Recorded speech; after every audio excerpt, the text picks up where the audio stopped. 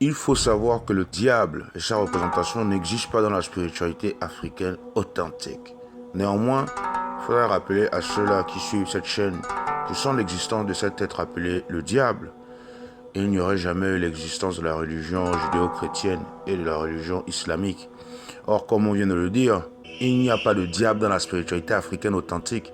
Les anciennes traditions africaines ne connaissent pas un principe cosmique maléfique comme c'est le cas avec le diable dans la foi chrétienne ou musulmane, mais plutôt un concept basé sur l'ordre et le désordre naturel ou cosmique. Dans la vraie vision du monde africain, il n'y a pas un être maléfique appelé le diable, qui serait en constante bataille avec un être suprême, en l'occurrence ici celui que vous appelez Dieu.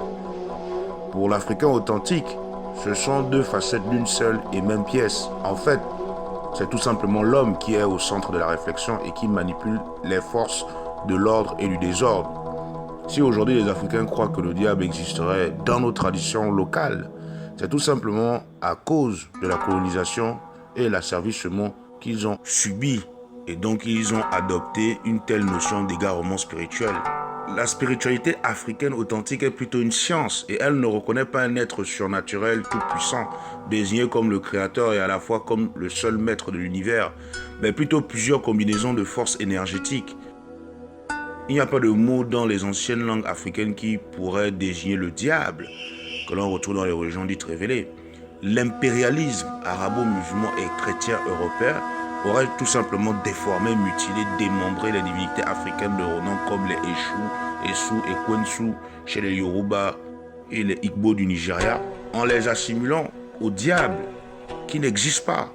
Le diable a été fabriqué par la théologie chrétienne et islamique.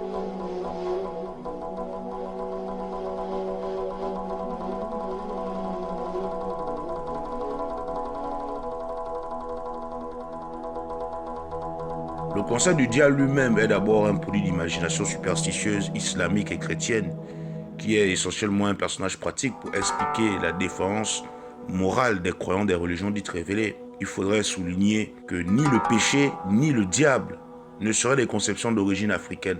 Le diable tel qu'exposé par les religions abrahamiques n'existe pas dans la spiritualité africaine authentique.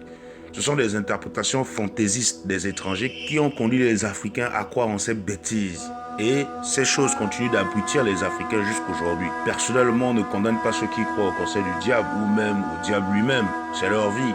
Mais que vous sachiez au moins dès maintenant que le fait de croire en cet être fait de vous des aliénés et vous écarte de la réalité spirituelle kamite ou africaine. En réalité, vous n'êtes juste qu'un produit colonial.